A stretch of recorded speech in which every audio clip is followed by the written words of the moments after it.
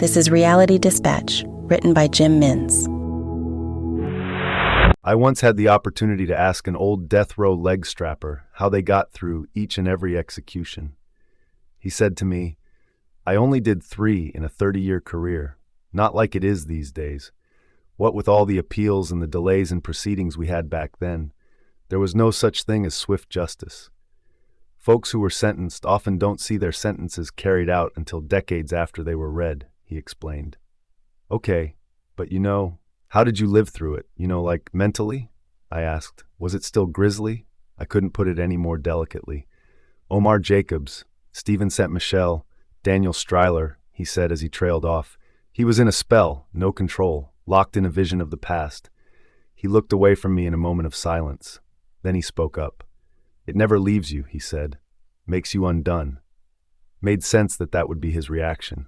That's what I expected his reaction to be. Then he turned to me and he said, "You folks have it far worse than we did. I just had to strap the left leg to the chair. Not like these days," he said. I just nodded. Yesterday, I escorted PR 11638 to the 98th floor of the Globe building in downtown Chicago. He didn't put up much of a fight, which was surprising. Reynolds told me that the day before he squirmed and kicked and screamed and carried on like nobody's business. To be fair, they had just put him in a tank of vipers, so his response was a natural one, I'd say. "Any last words?" I asked as we leaned over the edge. "See you tomorrow," he said. Then he plunged off the side. I didn't even need to push him. He acted on choice, a luxury not usually granted. I watched him from up high, rapidly speeding towards a flattening that awaited his earthbound body. A human pancake. It was hard to make out from up here, but the screams were unmistakable. Women, possibly children, walking around the financial district. Maybe it was a young office worker, maybe a hot dog vendor. Who knows? Who cares? We had a legal right to carry out his sentence, and we were determined to do so in as many inventive ways as we could. After the first 15, it desensitized us. Maybe that was why I was scared. Not because I was worried about what the constant exposure to death would do to me, it's what it wasn't doing. As for the inmate, his sentence was carried out, for the 8th of May, 2042 anyways. You folks had it far worse than we did. Those words echo in my mind as I sat down at my pen and paper and map out a plan for the following day. I'm back at the office of the Ministry for Corrective Services. PR 11638 was sentenced to death on June 5th. His crimes were so heinous, the sentence was amended to immediate reanimation for an additional termination every day until the final termination in 20 years' time. Essentially, he was to be killed and re-killed every day for 20 years. A tough break. Our job was to think up crazy shit that would knock him off.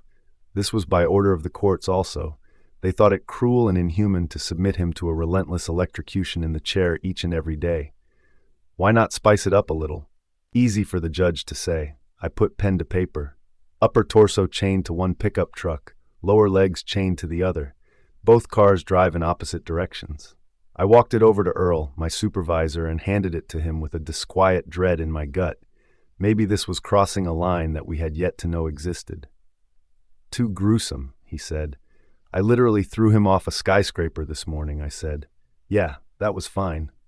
"Can't you just present it to the board?" I asked. "It's 3 p.m., we need to lock in logistics by 4, I'm all out of ideas." I watched as he took my suggestion and placed it into the mailbox of the Board of Discipline for final determination. A little under 30 minutes later, a reply was obtained via the internal mail chute. It landed on Earl's desk, and he unfurled it from its hatch. He looked up at me as he read. "Too gruesome," he said. My fist hit the table. "You have 15 minutes to think of another." "What about another building? This time, 110 stories? 10 more than yesterday," I suggested lazily. Earl marked it down on a fresh sheet and placed it inside the cylinder and into the vacuum hatch. "We'll see," he said as he took off his glasses and rubbed his eyes. Their response came back 5 minutes later. "Agreed," he said as he placed the glasses on the tips of his nose. The following day, I escorted PR 1368 from protective custody. His reanimation took longer than expected due to the recovery associated with a complete body splattering. He seemed disheveled and unsure of his surroundings. "You right back there?" I said into the rear view. Nantucket was a decent man, he shouted. He's losing it, said Casey, my partner for the day. Wouldn't you? I said. He's got to do this every day for 20 years. Jesus was a happy Nantucket. That's how they met Oingo. Beat Nick Cray's fighter elimination alien, the prisoner said. He spoke with authority and surety. How many has he done so far? Casey asked. 44, I replied. It's only been a month and a half. Casey whistled. Death loop, I nodded in silence. PR 11368 continued muttering to himself as we made it to the underground parking garage beneath the Claymore Center, the tallest tower in North America.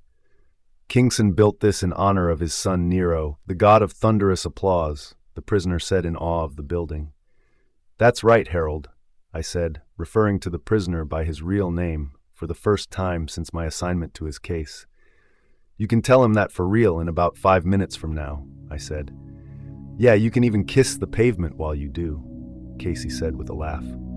I frowned at him. PR 11368 laughed with him. Nunchucks make the best pot of soup. Everyone's inheritance laughs. It's a fact, he said. A plague is a dream that the stars have made with their imagination that reality makes pain. The elevator doors opened, and the afternoon sun greeted us from the north. Let's take a walk, I said to the inmate as we approached the ledge.